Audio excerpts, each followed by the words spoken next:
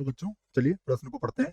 सीमा दी गई है हमें समाकलन की 0 से पाई बटा 2 1/a का वर्ग sine square x plus b का वर्ग कॉस स्क्वायर एक्स पूरे की घात 2 dx का मान है। विकल्प हमें यहाँ पर दिए गए हैं ये चार, और हमें इनमें से सही विकल्प बताना है। प्रश्न को हल करेंगे उसके पहले हम मुख्य अवधारणा लिखेंगे। तो प्रश्न के लिए हमारी मुख्य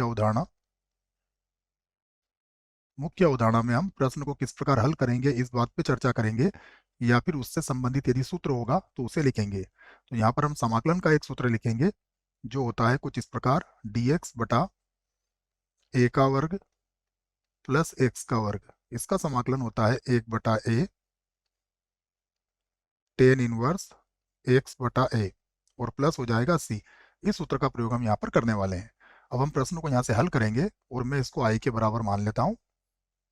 तो माना i बराबर हमारा प्रश्न है जिसको हमें हल करना है, जिसकी सीमा है 0 से पाई बटा 2, और यह है dx बटा a का वर्ग sine square x plus b का वर्ग कॉस स्क्वायर एक्स, और पूरे की घात कितनी है 2। इस प्रकार के प्रश्नों में हम या तो कॉस या फिर साइन, इसे हम कॉमन ले लेते हैं बच्चों। तो हम क्या करते हैं यहाँ से कॉस स्क्वायर एक्स को बाहर ले लेते हैं या कॉमन ले लेते हैं। तो ये हो जाएगा 0 से पाई बटा 2, यहाँ पर है dx। देखिए जब कॉस स्क्वायर एक्स बाहर जाएगा तो कॉस की घात 4 बन के बाहर आ जाएगा, कॉस की घात 4 एक्स, और यहाँ पर बन जाएगा अब ये a का वर्ग, यहाँ कॉस स्क्वायर कॉमन निकाला है तो ये टेन स्क्वायर बन जाएगा। तो ये होगा टेन स्क्वायर एक्स, और प्लस हो जाएगा b का वर्ग, और पूरे की घात 2 भी वैसे ही रहेगा। अब इसे ऊपर ले जाइए आप।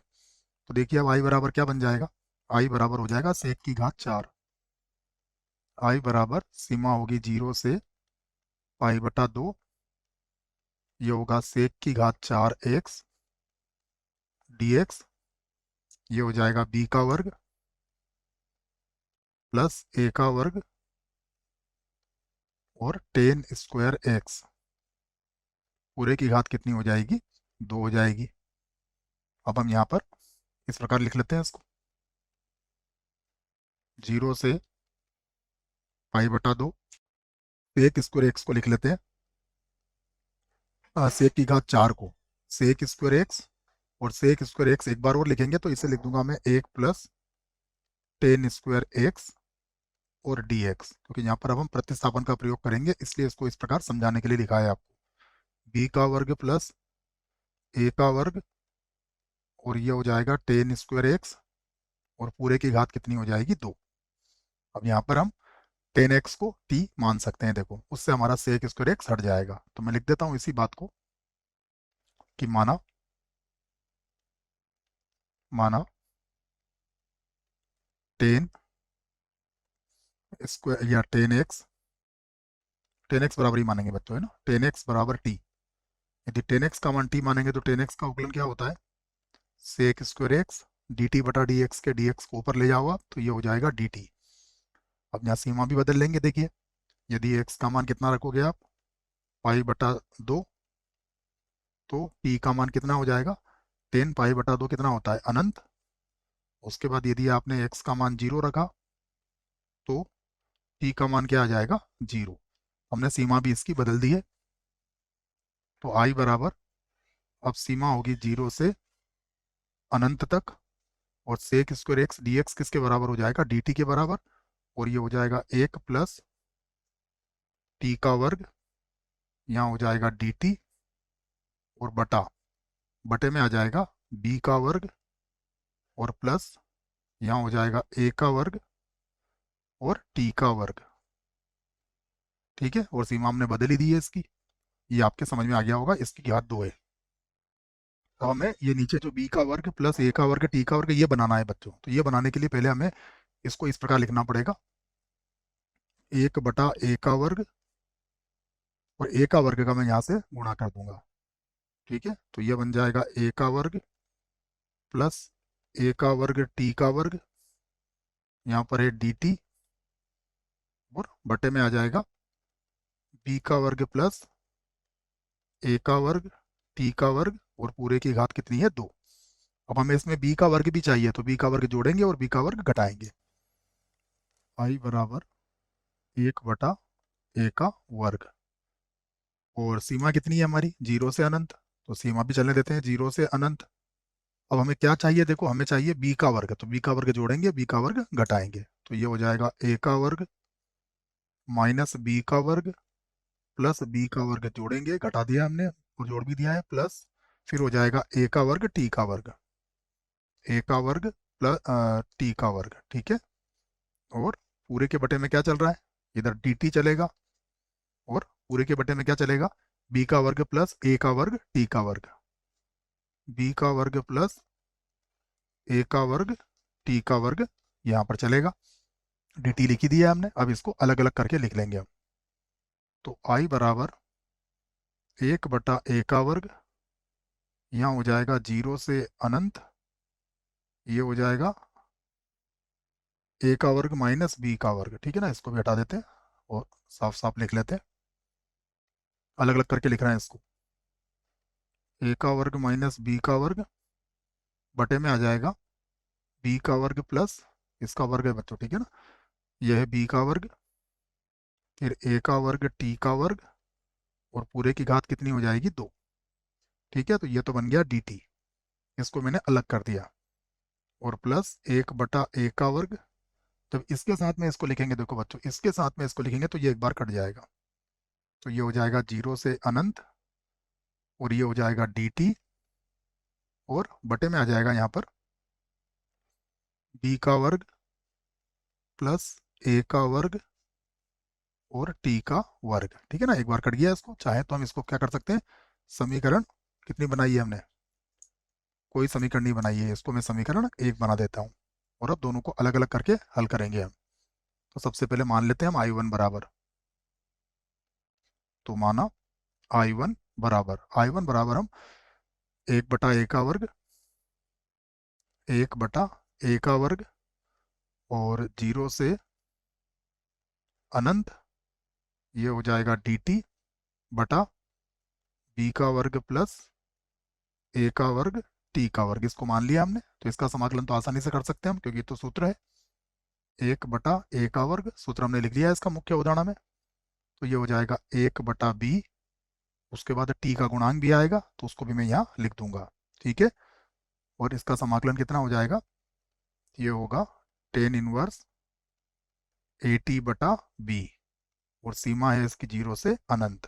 तो जब सीमा 0 से अनंत लगाएंगे तो i1 बराबर ये π/2 माइनस 0, तो π/2 आ जाएगी, तो ये हो गया π/2 a की घात 3, और यहाँ मिलेगा आपको b। ये i1 का मान आ गया है, इसे मैं समीकरण 2 बना देता हूँ। अब हम i2 मान लेते हैं इसको, इसका जो दूसरा भाग हमने हल नहीं किया है, तो मैं लिख लेता हूँ माना i2 बराबर, देखिए i2 बराबर पूरा मान लेते हैं हम। i2 बराबर हमारे पास है a का वर्ग माइनस b का वर्ग बटा 1/a का वर्ग, ठीक है, या फिर ये मान हम बाद में रख देंगे जैसा आपको ठीक लगे। मैं लिख ही देता हूँ, भूल जाएंगे नहीं तो, a का वर्ग माइनस b का वर्ग बटा a का वर्ग, इस पूरे को ही मैंने i के बराबर मान लिया है, ये होगा 0 से अनंत, ठीक है। और यहाँ आ जाएगा, ये गलती से dx लिख दिया है बच्चों, इसको भी सही करना पड़ेगा, ठीक है ना, जरा सी भी गलती ना हो बड़े सवालों में, इसको मैं t कर देता हूँ, ठीक है ना, सब कुछ t के सापेक्ष ही चल रहा है, और तो कहीं पर नहीं है दिक्कत, कोई दिक्कत नहीं है। पढ़ते हैं आगे, तो ये हो जाएगा dt, और बटे में क्या है, बटे में है हमारे पास b का वर्ग प्लस a का वर्ग t का वर्ग, ये है b का वर्ग प्लस a का वर्ग t का वर्ग, और पूरे की घात कितनी है 2, ठीक है। तो यहाँ पर भी हमें प्रतिस्थापन करना पड़ेगा, मैं लिख लेता हूँ माना इस पूरे को ही मान लेता हूँ मैं, ए टी बराबर मान लेता हूँ मैं बी टेन थीटा, ठीक है, पूरा भी मान सकते हैं आप सीधे सीधे। तो ए टी बराबर कितना मान लिया है मैंने, बी टेन थीटा ही मान लिया है। अवकलन करेंगे इसका, तो ए ये हो जाएगा डी टी बटा डी थीटा बराबर बी, ये हो जाएगा सेक स्क्वायर थीटा। तो डी टी का मान क्या आ जाएगा, डी टी बराबर आ जाएगा बी बटा ए सेक स्क्वायर थीटा, और ये हो जाएगा डी थीटा। ये डी टी का मान आ गया हमारे पास। सीमा बदल लेते हैं, सीमा देखिए एक्स का मान, एक्स का नहीं टी का मान, टी का मान कितना था, अनंत की ओर है, उस हिसाब से इसका प्रतिस्थापन कर लेंगे। देखिए टी बराबर अनंत, तो यदि टी का मान अनंत रखेंगे तो यहाँ पर देखिए टेन थीटा कब होता है अनंत, पाई बटा 2 पर। तो ये हो जाएगा हमारे पास थीटा का मान पाई बटा 2। उसके बाद टी बराबर कितना रख लेते हैं, जीरो। यदि टी का मान जीरो रखा तो थीटा का मान कितना आ जाएगा, जीरो आ जाएगा। तो अब आई टू बराबर, यहाँ से लिख लेते, आई टू बराबर ए का वर्ग माइनस बी का वर्ग बटे में है ए का वर्ग। ठीक है, ये तो वैसे ही रहेगा। अब सीमा चलेगी जीरो से पाई बटा 2। डी टी का मान कितना है, बी बटा ए, तो बी बटा ए ये हो जाएगा सेक स्क्वायर थीटा और डी थीटा, और बटा देखिए बी का वर्ग प्लस इसे भी लिख दिया मैंने बी का वर्ग और टेन स्क्वायर थीटा, और इसकी घात कितनी है, 2। अब बी बटा ए को तो इधर ले आएंगे, तो आई टू बराबर ए का वर्ग माइनस बी का वर्ग, यहाँ हो जाएगा हमारे पास बी, और बटा बटे में आ जाएगा यहाँ पर ए की घात 3 हो जाएगा, ये ए की घात 3 हो गया।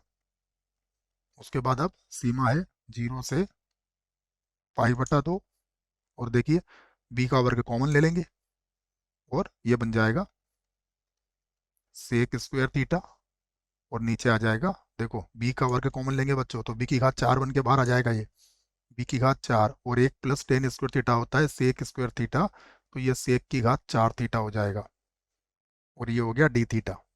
अब फिर से लिखते हैं आई दो बराबर, ये है ए का वर्ग माइनस बी का वर्ग, ये बी से कट जाएगा, तो ये होगा ए की घात 3 बी की घात 3, और यहाँ पर होगा जीरो से पाई बटा 2। ठीक है, ये कॉस की घात 2 थीटा बचेगा, और ये हो जाएगा डी थीटा। तो यहाँ पर फिर से लिखेंगे आई दो बराबर, ये हो जाएगा ए की घात 2 माइनस बी की घात 2 बटे में लिख देंगे 2 ए की घात 3 बी की घात 3। ऐसा क्यों लिखा, क्योंकि हम यहाँ पर 2 कॉस स्क्वायर थीटा का सूत्र लगा रहे हैं बच्चों। 2 कॉस स्क्वायर थीटा होता है 1 प्लस कॉस 2 थीटा के बराबर होता है, ठीक है ना, और ये हो गया डी थीटा, और जीरो से पाई बटा 2 हमारी सीमा है। फिर से लिखेंगे आई दो बराबर, ये हो गया ए का वर्ग माइनस बी का वर्ग बटे में हो जाएगा 2 ए की घात 3 बी की घात हो जाएगा 3, और यहाँ पर ये हो जाएगा थीटा, और यहाँ पर अगर मान रखेंगे तो कॉस पाई का मान कितना होता है, -1 होता है। ठीक है ना, ये थीटा कहाँ से आ गया, गलती से लिख दिया है इसको। सबसे पहले क्या रखेंगे हम, सॉरी बच्चों, अभी सीमा नहीं, हमने समाकलन नहीं करना था, ठीक है ना, हमने सीमा जल्दबाजी कर दी। सबसे पहले देखो इसका होगा थीटा, और कॉस थीटा का समाकलन क्या होता है, साइन थीटा, तो ये हो जाएगा साइन 2 थीटा, और बटे में कितना आ जाएगा, 2। ठीक है ना, अब ठीक है, अब ये हो गया जीरो से पाई बटा 2। तो फिर से लिखूंगा मैं आई दो बराबर ए का वर्ग माइनस बी का वर्ग, ये होगा 2 ए की घात 3 और बी की घात 3। सबसे पहले पाई बटा 2 रखेंगे, उसके बाद पाई बटा 2 रखेंगे तो साइन पाई का मान तो जीरो हो जाएगा, तो प्लस जीरो, और जीरो रखने पर भी सारे पद इधर जीरो ही हो जाएंगे। तो ये हो गया हमारे पास आई टू का मान। तो आई टू बराबर आया ए का वर्ग माइनस बी का वर्ग। ठीक है, और बटे में कितना आ जाएगा, ये पाई भी आ गया ऊपर, पाई लिख देता हूँ, बटे में होगा हमारे पास 4 ए की घात 3 बी की घात 3, 4 ए की घात 3 बी की घात 3, ये आ गया हमारे पास आई टू का मान। अभी तक चाहें तो हमने इसमें समीकरण कितनी बनाई थी बच्चों, 2 बना ली थी, इसको बना देता हूँ समीकरण 3। अब हम लिख सकते हैं अतः आई बराबर, देखो आई वन में मान कितना आया था पहले देख लेते हैं, I1 का मान था हमारे पास पाई बटा 2 ए क्यूब बी। ठीक है ना, ये लिख लेता हूँ मैं। ये मान था हमारे पास पाई बटे में 2 ए की घात 3 बी। उसके बाद प्लस ये मान आया हमारे पास ए का वर्ग माइनस बी का वर्ग पाई, और बटे में आ जाएगा 4 ए की घात 3 और बी की घात भी हो जाएगा 3। अब हम इनका लघुत्तम ले सकते हैं। ठीक है, इनका लघुत्तम ले लेता हूं मैं। तो आई बराबर, सबसे पहले तो पाई कॉमन ले लेते हैं। ठीक है, ये एक साथ ही लघुत्तम ले लेते हैं बच्चों। तो ये हो जाएगा हमारे पास कुछ इस प्रकार से। मैं इसका लघुत्तम ही लेके दिखा देता हूँ आपको सीधा। 4 ए की घात 3 और बी की घात कितना है 3। ठीक है ना, पाई आपने कॉमन ले लिया, कोई बात नहीं। 2 से 4 कट जाएगा कितनी बार, 2 बार। ठीक है, तो एक तो 2 बचेगा। उसके बाद ए की घात 3 से ए की घात 3 कट जाएगा, तो यहाँ बी की घात 2 बचेगा। ठीक है, उसके बाद बाकी तो कुछ नहीं बचा यहाँ पर। और प्लस यहाँ पर हल करेंगे तो ये तो 4 से 4 ही कट जाएगा, तो यहाँ पर आ जाएगा हमारे पास पाई ए का वर्ग। ये हो जाएगा पाई ए का वर्ग और माइनस पाई बी का वर्ग। ठीक है, ये आ गया हमारे पास।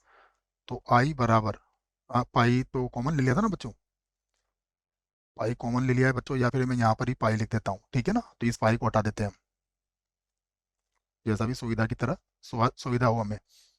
अब देखिए ये कट जाएगा, 2 पाई बी का वर्ग पाई से 1 कट जाएगा, तो 1 बचेगा। अब मैं यहाँ से पाई कॉमन ले लेता हूँ, तो मुझे क्या मिलेगा, ए का वर्ग प्लस मिलेगा बी का वर्ग, और बटे में कितना आ जाएगा 4 ए की घात 3 और बी की घात 3। तो ये हमारा उत्तर है बच्चों। विकल्प की तरफ चलते हैं अब, विकल्प कौन सा हमारा सही होगा। तो सवाल थोड़ा सा बड़ा था, तो पहला विकल्प तो बिल्कुल गलत है। दूसरा विकल्प देखिए, पाई ए का वर्ग प्लस बी का वर्ग और 4 ए की घात 3 बी की घात 3। इसका मतलब ये है कि बच्चों बी वाला जो विकल्प है ये इसका बिल्कुल सही विकल्प है, तो ये तो गलत होगा और ये भी गलत होगा। आशा करता हूँ बच्चों प्रश्न का उत्तर अच्छे से समझ में आया होगा। धन्यवाद।